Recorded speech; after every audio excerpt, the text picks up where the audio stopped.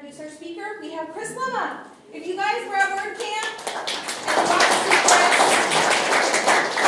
and you got to see Chris, then you know what a treat this is, as he's up visiting from San Diego. He's the Vice President of Products at Liquid Web, is a well-known consultant for WordPress companies across the board, and has a really incredible blog. If you haven't had a chance to check that out, you want to make sure that you do that. Take it away. So my buddy Larry headed down to Palm Springs and was there because his grandmother was dying.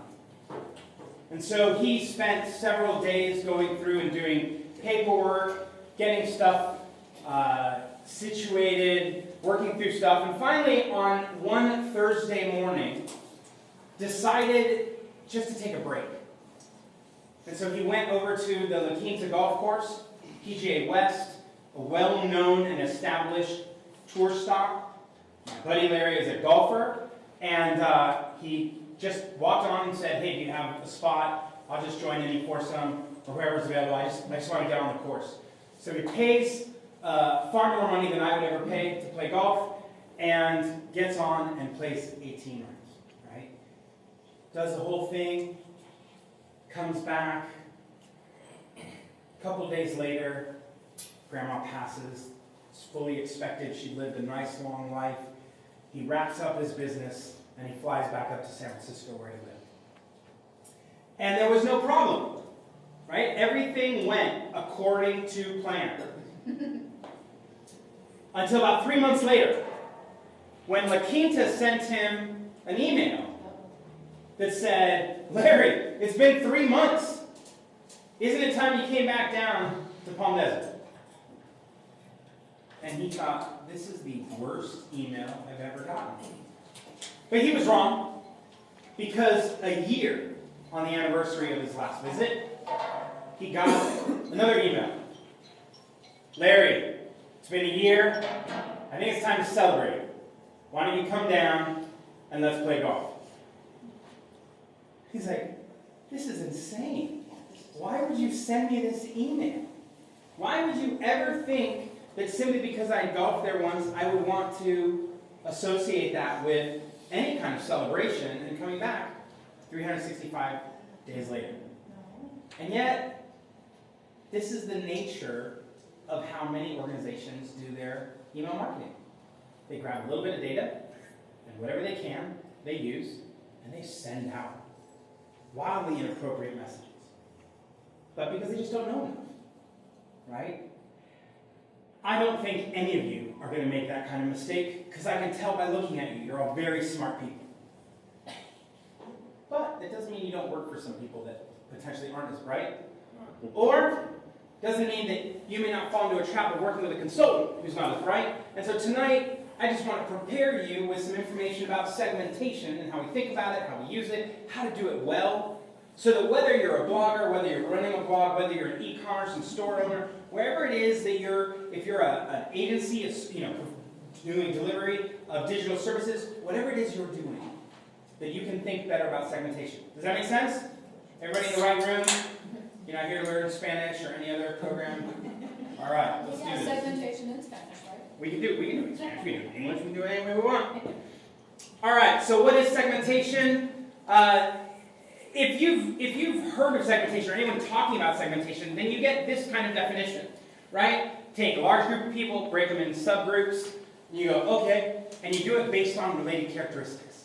And you go, yep, totally makes sense. I get that, right? The reality is, we're talking about marketing segmentation. Marketing segmentation has an agenda.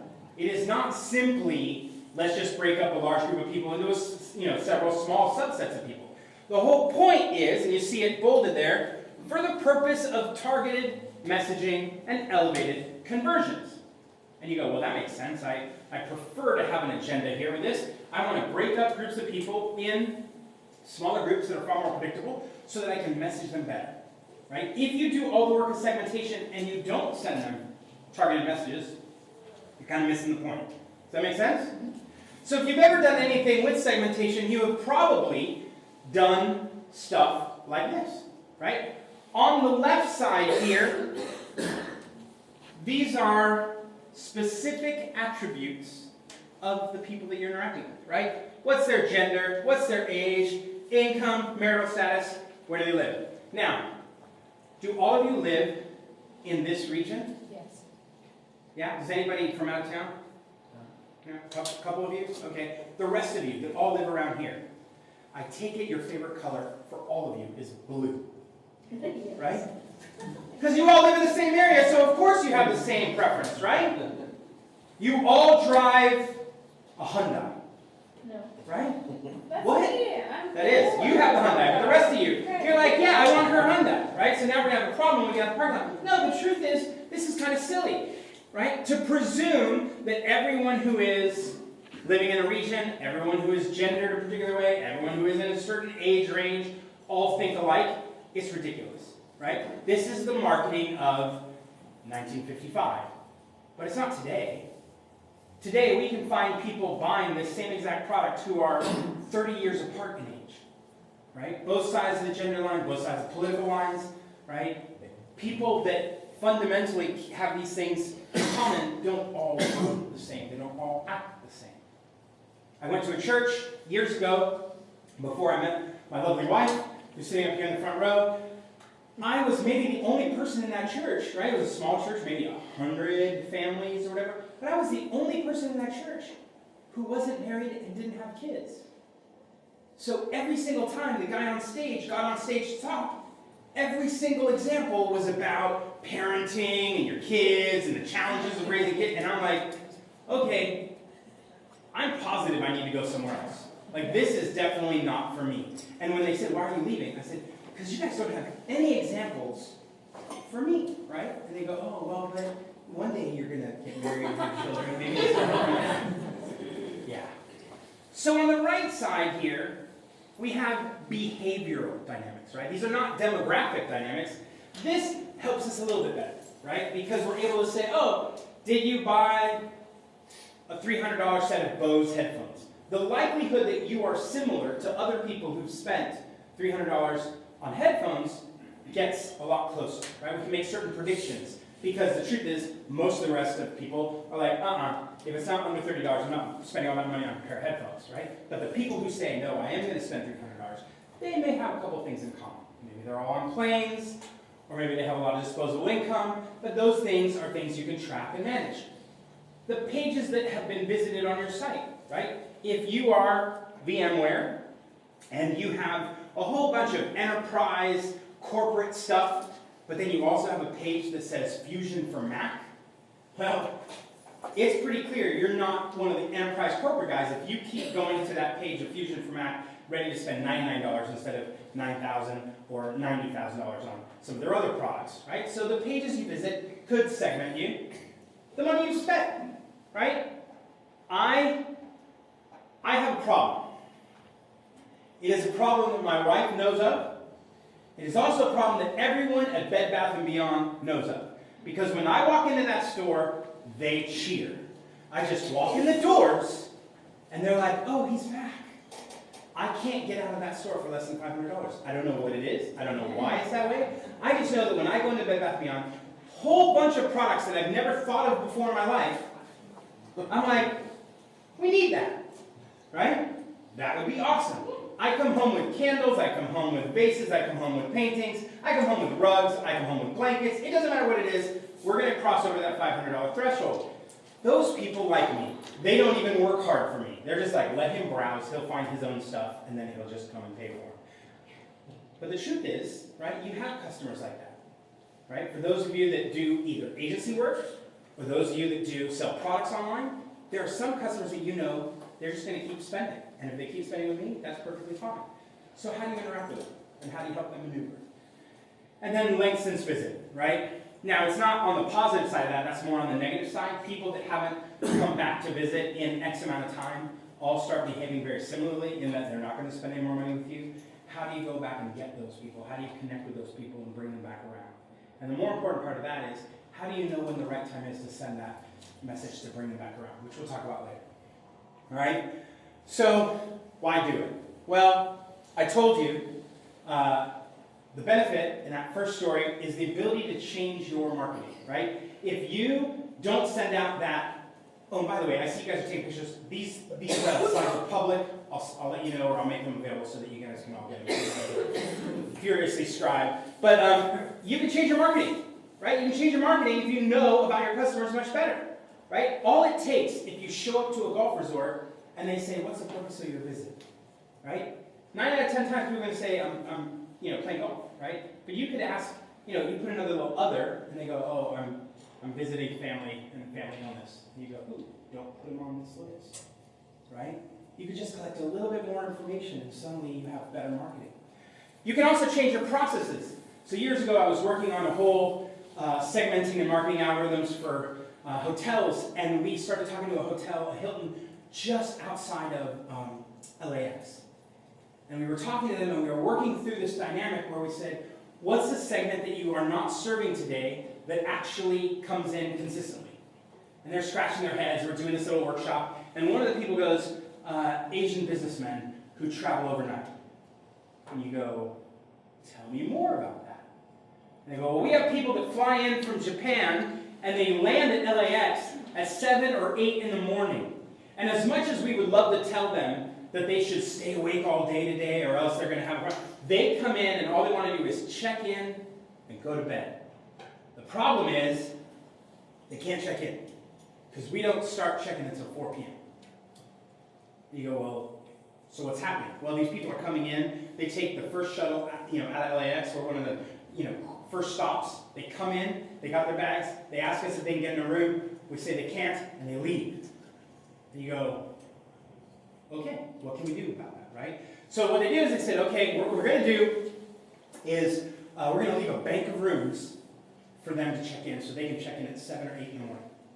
I said, great, what else do you have to do? They said, nothing else. And then this very quiet person who hadn't said anything else the rest of the meeting raises their hand and says, what about our vacuum cleaners? What about what? Our vacuum cleaners. But that's exactly what I said, because I couldn't hear her either. Like, what? What about our vacuum cleaners? And you go, vacuum cleaners? What is that about? Well, they were turning over all the rooms and cleaning them, and these vacuum cleaners were from the 70s, and they made super loud noise. And they said, what we have to do is change our equipment so that we can silently clean and turn over rooms. And so these people who get here at 7 not only can check into a room, they can also go to sleep. We're not going to make noise for them. And you go, perfect. Right? So if you do really good segmentation, you can change your processes. You can also change your products. My wife doesn't know this story, but one time I walked in the bathroom and I couldn't find my deodorant. And I said, that's no problem. My armpit and her armpit are exactly the same. Right? So I walked over to her counter on her side of the bathroom and I grabbed, was it Secret? Secret. Now it's not Secret. I grabbed it, I opened it up, and I put it on my armpits. And I'm like, the whole day I'm wearing a t-shirt, and I'm like, I smell good.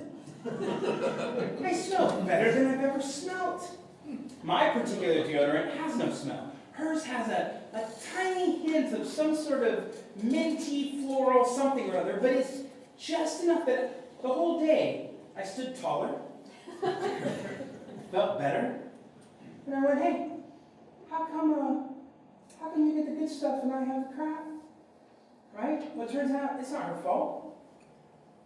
People who make deodorant for women obviously have some women in the process, maybe one of the few places where women have a voice to describe how to shape the product. But in that case, it works. Because the woman said, no, I don't just care about the function of the deodorant. I would also like to smell good.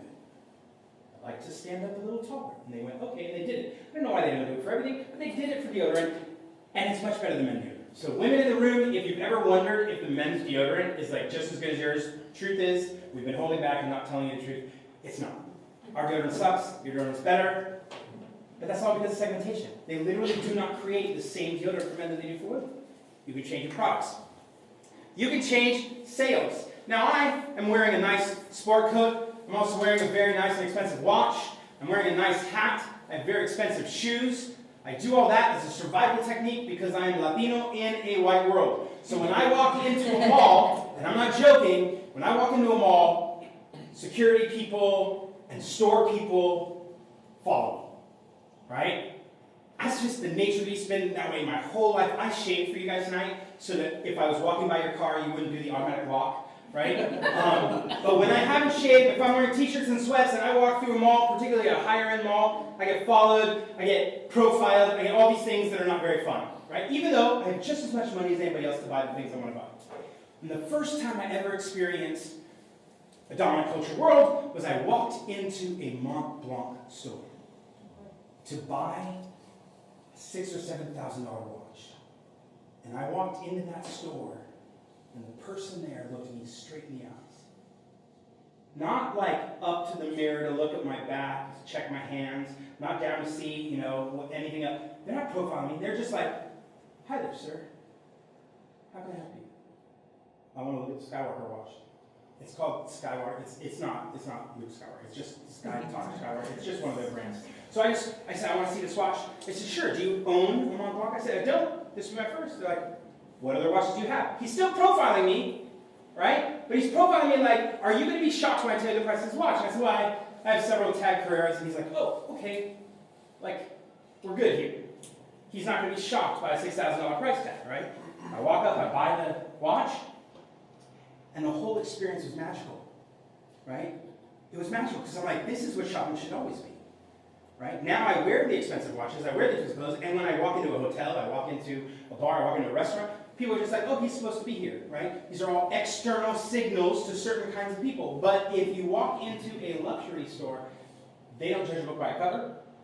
They just presume if you've walked in the door, you've self-selected in. And they're going to treat you, even if you're wearing sweats, flip-flops, and a t-shirt, they're going to treat you like a person who can spend $10,000, right? And you go, "This is awesome." It's the way they do their segmentation, right? They just say, "Oh, we're going to put some glass doors here. If you walk in, we're going to treat you like someone who has the right to be in here, and let's see how much money we can make off you." And I'm like, "Here, take all my cash." And lastly, you can change your margin, right? So we own timeshares out of two programs. One program out of South America and Mexico, and one program out of the U.S. And the U.S. program is called Hilton Honors, or Hilton Grand Vacation Club. And the Hilton Grand Vacation Club, we're in the top 10% of owners. In the Fiesta Americana and Las Posadas program, I think we're in the top 3% of owners on the planet. We own a lot of points, right? We've sent a lot of people on vacations. We've sent people on their honeymoons. I run a conference in Cabo that has 50 people that show up, all on my program points. And so when they call me, they don't call me like they might call you, right? They call you, they're like, "Hi, sir. When was the last time you went to Cabo? I'd like to get you over here to check it out. We'll give you a couple free nights. Let's get you and your wife in here. Let's get you and your husband in here. We'll show you this stuff. Do you have this much income? Do you have that? Let's get you over here. We'll do this. We'll do it." And you're like, "Oh, I don't even want to go because of the way this phone call worked," right? When they call me, it's, "Hey, Mr. Lema, how you doing?" "I'm good." "When was the last time you were out to New York? Or when was the last time you were out to Cabo?" I'm like, "Well, New York, it's been a couple years. We would love to have you come out and check the property out and just, not pressure. We just want to sit down with you and chat about some of the program updates, what we've been doing." Right? Low pressure, very low pressure. In fact, at one point we sent a young couple on their honeymoon to Hawaii on our points. And when they got there and they checked in, the people said, "Ooh, it's fresh people, new blood." Right? This is what happens if you go to Hawaii and you stay in one of these properties, but you're not an actual timeshare person. Right? You show up and they go, "Can we get you to a luau? Can we take you, can we get you a discount for this and that?" And so they start playing this game with you, and they're going to give you $100 worth of something, and then you're going to commit to a 2-hour appointment where they pester and nag you and hope to God that you're going to buy something. It's a horrible experience. I don't recommend that anyone does it. But we had sent this couple. This couple was a young couple on their honeymoon. So they get there, they register, and they're told right away, "You can get a luau for free. Right? It's $200 value, but we'll give it to you for free." Now I know that my value for sitting down and talking to them is anywhere from $800 to $1,800. Just my presence sitting with them is worth a lot more. So if you're coming with me, right, we're going to negotiate. We're not going to do the whole $200 luau. I'm like, "It's a $200 luau for 16 of my friends plus a limo," right? Then we can start having that conversation. But my young friends just got there. They said, "Sure, we'll go to the luau, and then we'll go sit with you." And the sales guy pulled up and went, "Oh, wait, you're here with Chris. All right, you're young.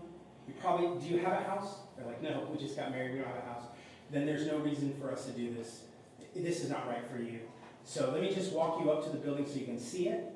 But I just want you to tell Mr. Lema that we did no pressure here and we'll just let you on your way. They were done in 12 minutes. Right?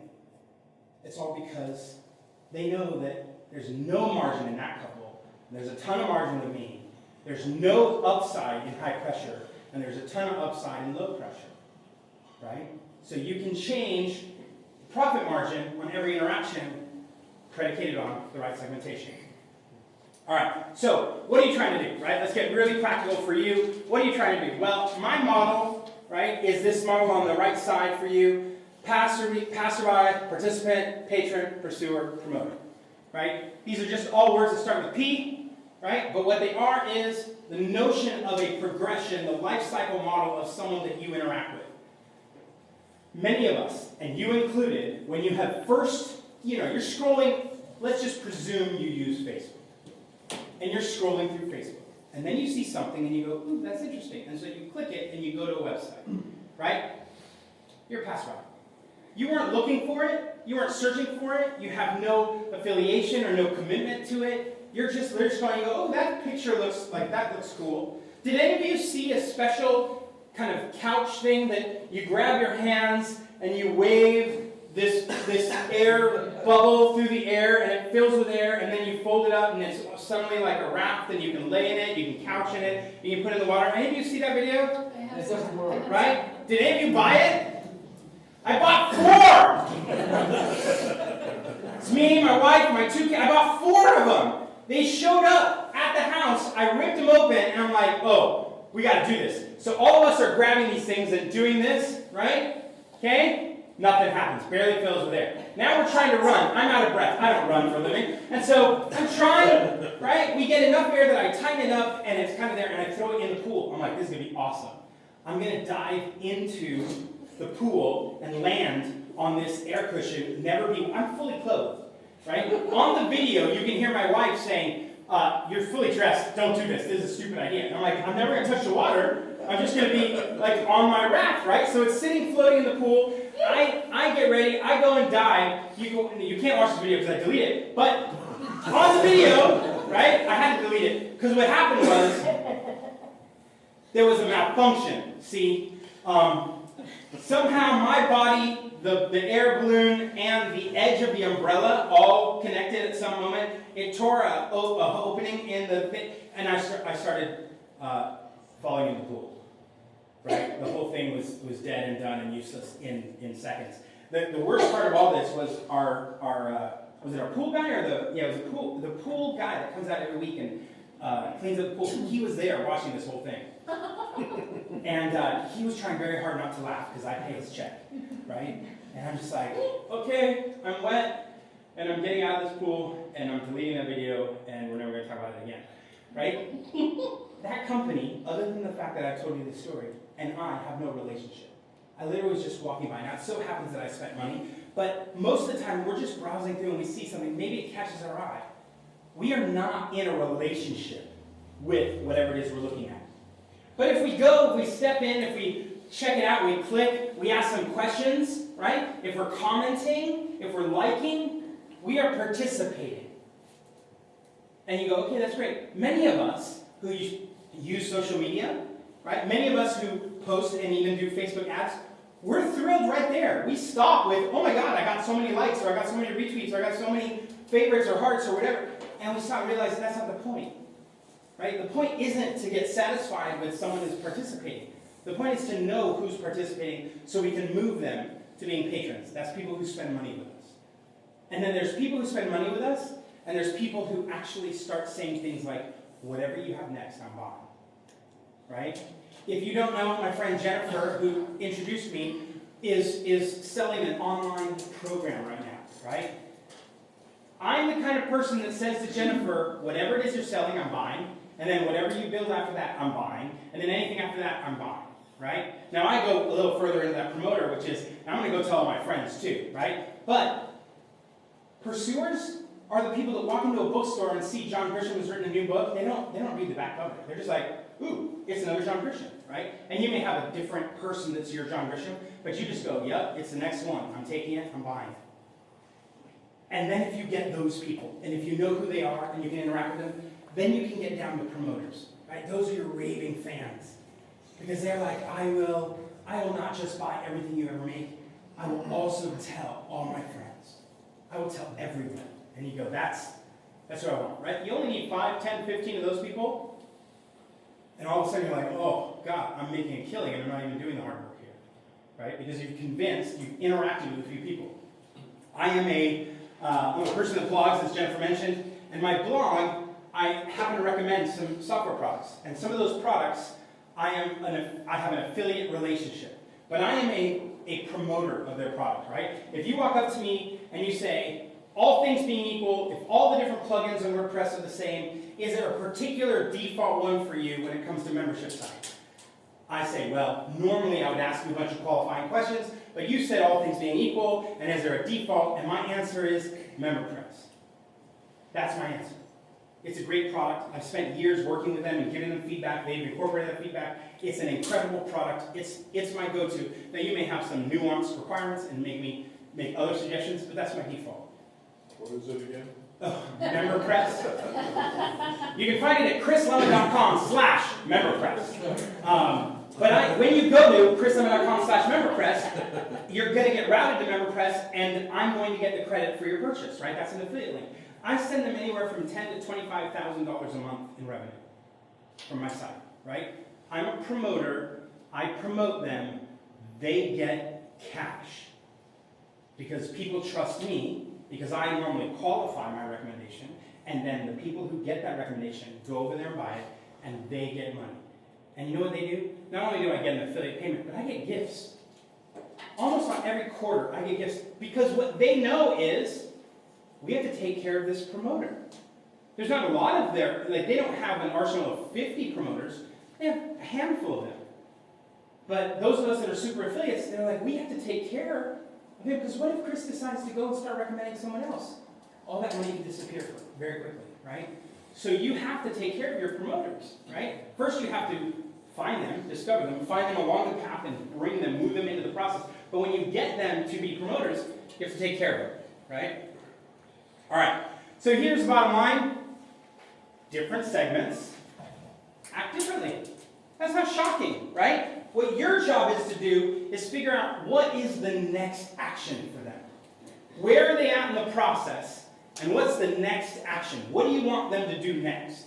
There's a whole bunch of people that are like, oh, I finally put up a little, MailChimp or some other sign-up form on my website, and now I'm getting their emails. And you're like, great, what do you want them to do next?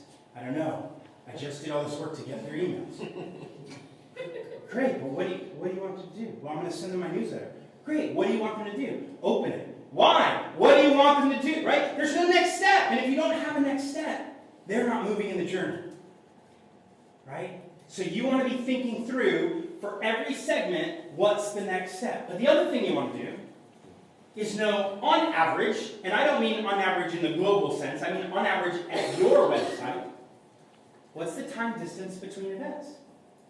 What's the average length of time? So let's say that you're all running blogs, you all have newsletters, you mail out newsletters once a week, right? And then let's say you all also have a series of different online courses people can buy for like $15. So money is no longer an issue here. We're just walking through this. Every one of you is going to have a different time distance between those average actions. Some of you, because of the audience you have, because of the products you sell, some of you, people are going to buy stuff every 2 months. Others of you, people may buy stuff every 6 months. Some of you, people may only buy in January, right? It's time for the new year, and given your topic, given what you're doing, once a year they come around and they re-up or buy something else. So it would be silly if I told you, well, you should always send out a monthly letter to invite them to buy the next thing. Because some of you, you're like, no, that doesn't work for me. Why would I send 12 emails? Let's say that one of you has a blog on health and fitness, but specifically around how to do planning for a year's worth of exercise, planning for running your first 10K, or planning for running your first marathon. Those are things that someone's going to say, yes, they want to do it, And they may not actually say yes again for 6 months or a year, right? Whatever. It's not like they're going to come every week and sign up for that, right? They're like, no.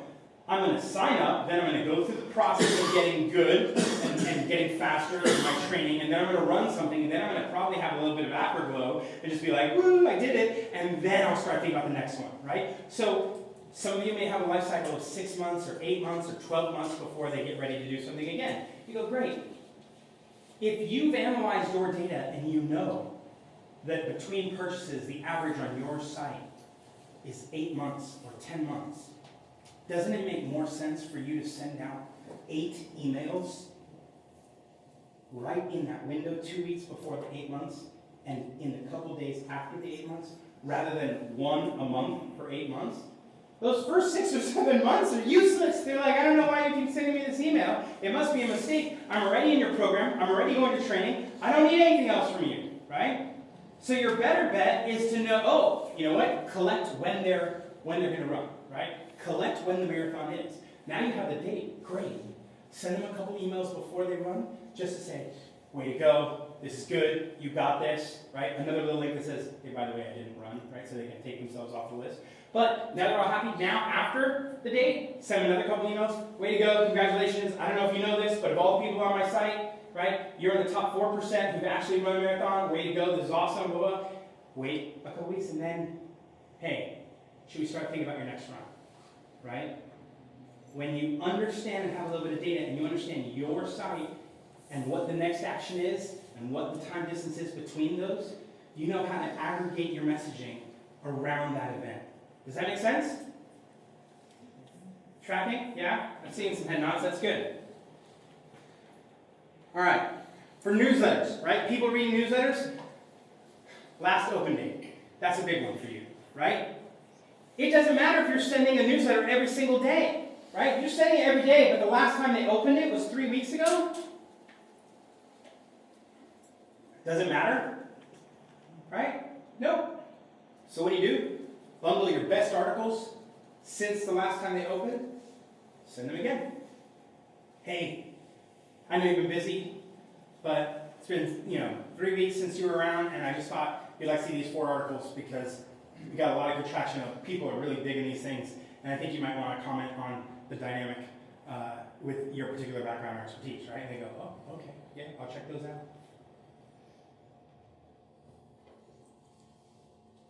For blog visitors, right?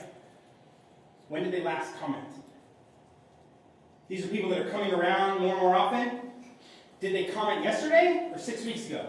How do you bring them back, right? Find something in the category of the article they commented on, right? So if they comment on my membership posts, that's different than if they comment on my e-learning post, and then find the most viewed post in that category they commented on, send that to them, right? Say, hey, heads up, since you were last on the site, I wrote this other post on e-learning, love to get your take. They go, okay, let me circle back and engage some more. Store purchasers, right? When was the last time they bought something? And based on that, right, who hasn't purchased in more than 3 months? How do I bring them back around, right? How do I have a conversation with them about stuff they want, right? And can I sell them or make a recommendation for top accessory products, right? How many of you have bought an expensive phone?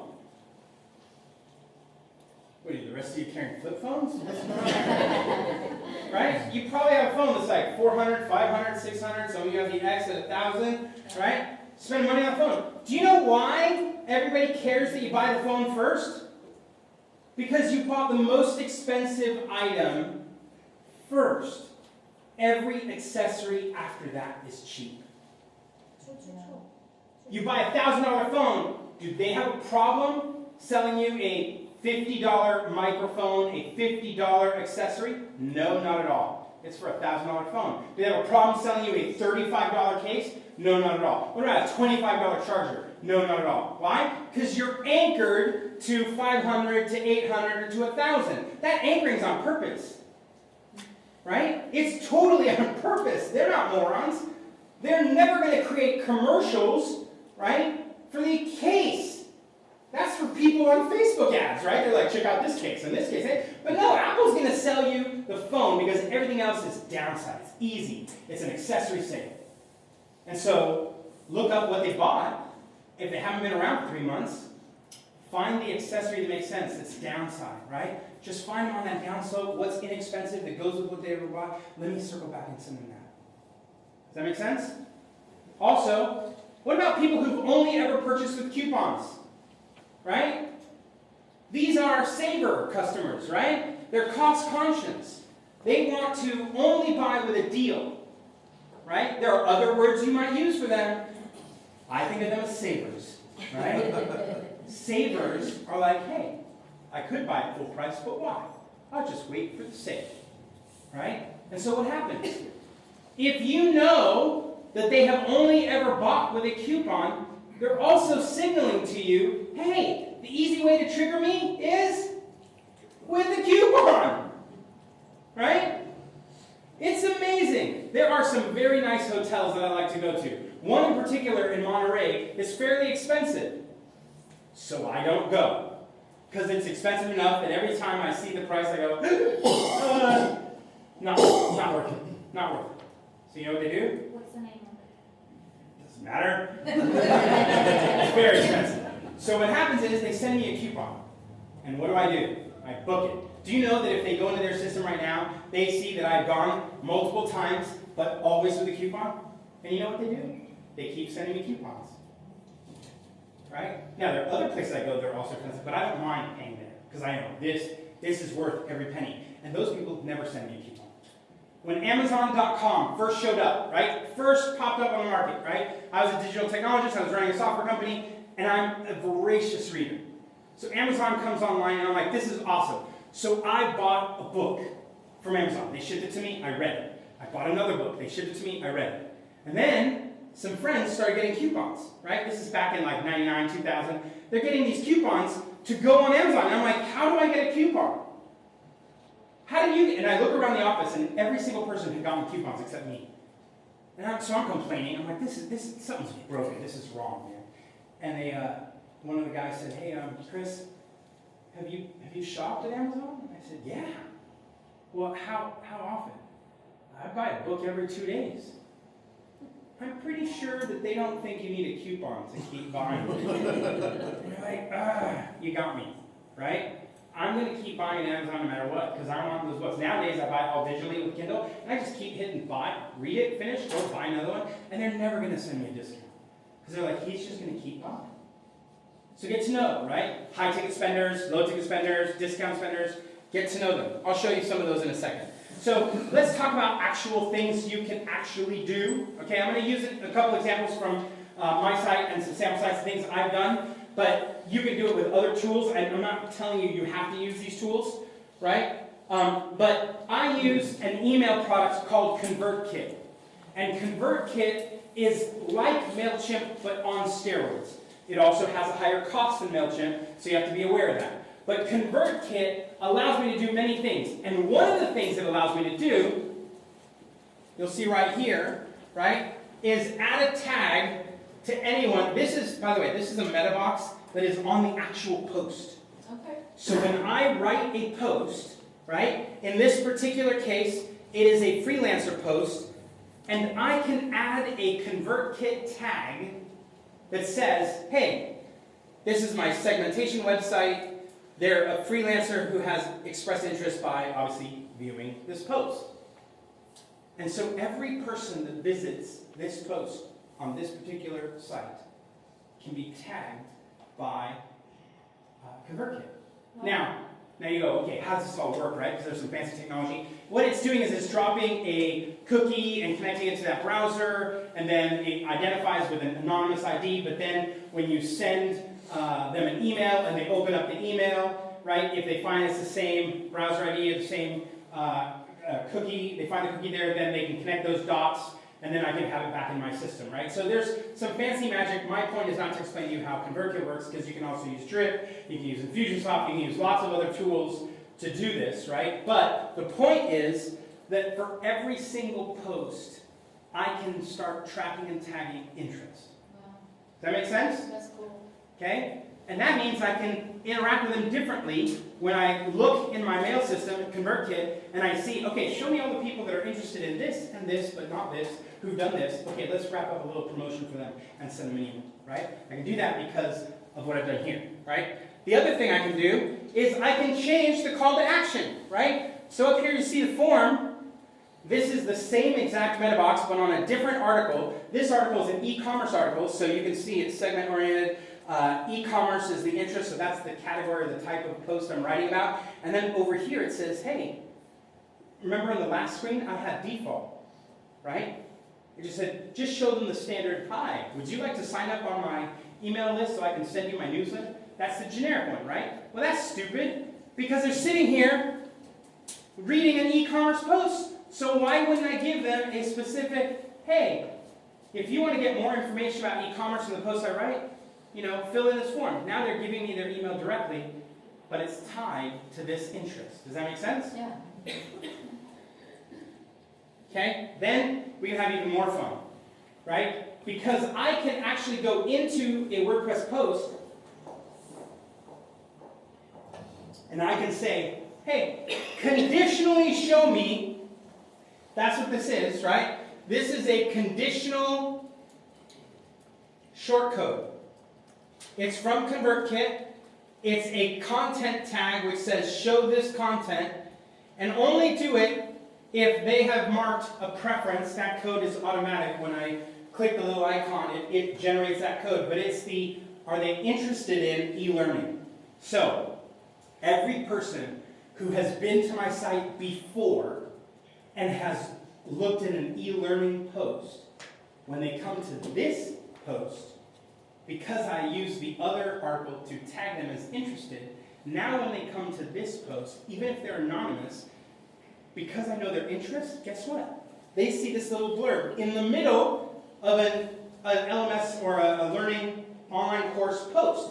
So this particular post is a post about custom content per person in a protected area, right? So I'm telling them about this thing. But now while they're reading it, if they've been tagged as being interested in e-learning, when they get middle way through the post, right, they go, hey, are you trying to build an online course offering? I have a perfect course for you. And it's in a little gray bar. It stands out from the rest of the content, right? And what's going to happen? They're going to click this. Now, because I know their interest, and I can show them, but only show them, versus if you're a first-time user, you'll never see that, right? If you're a second or third-time user who's never looked at an online learning post, you'll never see it. But if you're primed and targeting the right kind of person, then you're going to see this, and if you click that link, like, ooh, yes I am, and I want to buy, right? I'm going to make a sale. I'm going to move you from someone who was a participant, reading, commenting, whatever, to someone who was, okay, let me give you some of my money, right? I've moved them in the life cycle. Does that make sense?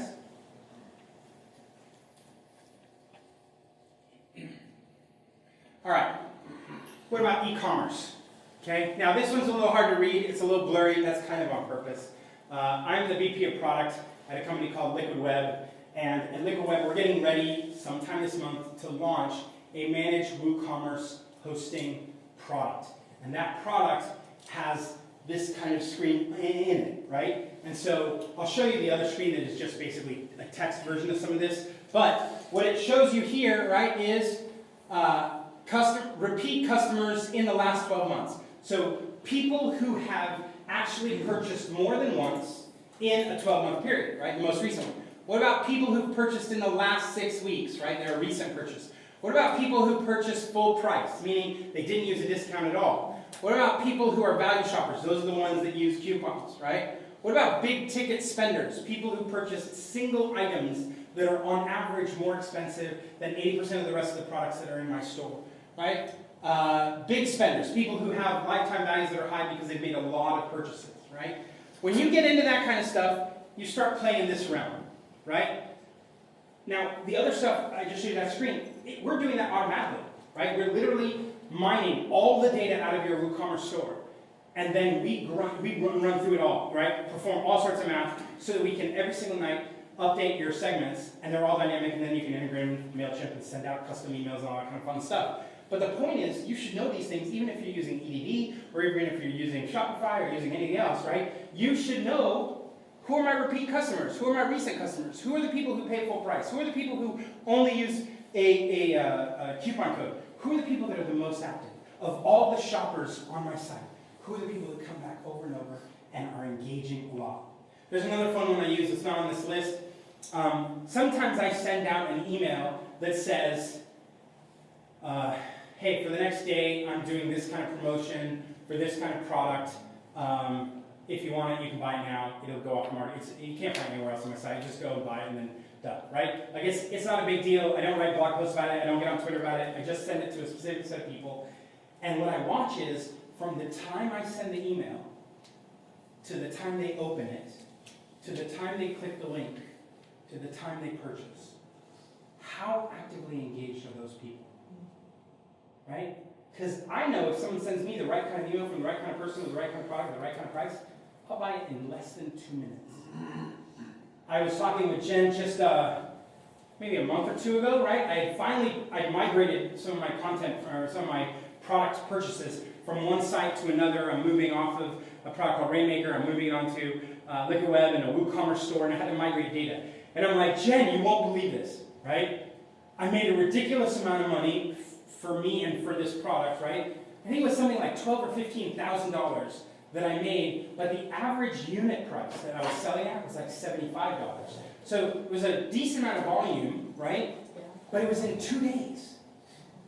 And so I was in a little mastermind group, and I'm like, I gotta tell you how I did this, because this is crazy, but it's a strategy that I've now used 3 times, and I didn't realize how successful it had been, because I really, that money got lumped in with all the rest of the stuff, and I never really paid attention, right? But what happened was, someone called me and said, would you like to be on my podcast?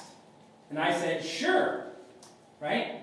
But their podcast was a very specific segment of people that I never reach. I don't ever interact with them. But this person who's going to interview me has that segment, right? These are all women. They're all business owners. They're all 35 to 50. They all have a priority towards investing in themselves. I mean, it's a great segment. It's just not one I have at chrislema.com. And so when she said, hey, could you do a talk on storytelling, right? Friday at 9 a.m. And I said, sure. And it was like Monday. So on Monday I said, okay. And I'm not joking. I have a witness here, right? I said to my wife and daughter, here's a bunch of websites that have storytelling tips. Could you go to all these websites and just make a list of all their tips? Just go to a spreadsheet, make a long list. So they went and they made a long list. It was like 120 items, right? And then I got it and I'm like, that's BS, that's BS. So I did my editorial filtering, right? I took out a bunch. Now I didn't read any of the articles. That was on purpose, right? I did not want to read someone else's content. But I used their content to generate an initial list. I culled out a bunch of crap, kept my list, which was probably 30 items, right? Or 40 items. And I had 40 items there, right? And then I said, okay. So I categorized them into before a talk, during a talk, and after a talk, right? 3 sections. And I split up the tips. And then I turned on the video recorder, and I recorded 2 to 3 minutes of a tip for each one. Just one video of another. That was on Tuesday and Wednesday. On Thursday, I loaded it all up, created a page, made it available, right? I had just created an online course for storytelling. 3 or 4 days. Crazy, but it didn't cost me anything, because it was super short timeline. Wow. Right? Had my wife and kids do a bunch of research, so that was super cheap, because I don't pay them. So what happens? I go and I do the podcast, do the whole interview, back and forth, give them a bunch of good nuggets. They're like, oh my God, this is so great. And that's my general human voice. That's not targeting those women. It's just in general, right? They're like, woo! And they're like, great. And they end it with, do you have this content available to us? And I said, it turns out I have a online course. It's a course that normally goes for $500, but I'm selling it for $75 for just you, right? So just you. Here's this coupon code, which, by the way, there was no coupon. It was just automatic because it's $75. And it turns out, right, that they all came and they all bought. And they bought and they bought and they bought and they bought. And then they were done. And I'm like, why would I ever create content any other way, right? I just find someone else's segment who's a well-defined segment. I know what it is they want to offer. I create the offering just for them. I don't think I've sold more than 5 more editions of that course than anyone else. Because like I said, the people who come to my site are looking for something different. But that segment somewhere else was worth a whole bunch, right? And they were ready to buy, and they were ready to buy if the price point was right. And I just went, sweet, let me give it to you, right? So, first purchase, second purchase, never purchase. People who keep checking out your site and never purchase, get their phone number, call them up and be like, what do I have to do to help you buy something from me? Right? And you're thinking, ooh, God, that's so wrong. But you know what? It's amazing what you discover when you actually get someone on the phone. And you're like, hey, I see you keep coming by, you've given me all your information, I feel comfortable sending you a note, would you mind getting on a phone call with me? And they're like, sure. So we got on the call, I'm like, I see you're doing this, like, tell me your story, what's going on? And I noticed you visit a lot, but you haven't bought anything. Like, well, my problem is you only use PayPal and Stripe. I love all your stuff, but I'm from Argentina, and I can't buy this way or that. And he had a whole story about what he could buy. And I was like, you just need a different payment gateway? Okay, let me go add a different payment gateway, right? But how would you know that the gateway was stopping you if you never asked? Right? Get on the phone, don't get scared, call someone and find out. I talked to one person who said, I am hesitant to buy your product because I don't understand what the copyright is. And I'm like, I don't understand what you don't understand. Like, it's an ebook. You download it, you read it. What's the issue? Well, I want to give it to 75 people in my office. I already bought it, I read it. I want to give it to 75 people in my office because they need to read this book. Now, mind you, this is a person who keeps coming back to the checkout page but never buys. He's checking out the pricing page, doesn't buy. Goes to the terms and conditions, doesn't buy. But he's already bought once, right? And you're like, what are you doing here? So you get on the phone and talk to him, and he's like, well, I just don't want to stiff you. I'm like, any other person I know would have just stiffed me. Like, I bought it once, I'm gonna go give it to all 75 of my friends, right? Not you. You would never do that. But there are other evil people in this world who would, right? So I said, why don't you just give me $1 per, right? And he's like, that's it, $1 per? And I felt bad because I'm like, I'm charging him $1 for nothing. But he has the digital file. He can do anything he wants. So I sent him a little PDF invoice, right? And he sent me 75 bucks, and then he gave 75 things away. I made $75 just because I talked to the guy for 3 minutes, right? Sometimes we're so scared that someone is going to get on the phone and yell at us that we just don't call them or don't get on a text or a Slack or a chat or something and just go, hey, what's going on? So follow up with your never purchase, right? And then your big ticket spenders. All right, what's the big takeaway? Hey, if you customize your message, if you target effectively, right, you will have better relationships, right? At the end of the day, the big deal is stop treating everybody the same. My name is Chris Summa. You can email me at chris@chrissumma.com. I'm the VP of Products over at Liquid Web. Thank you very much.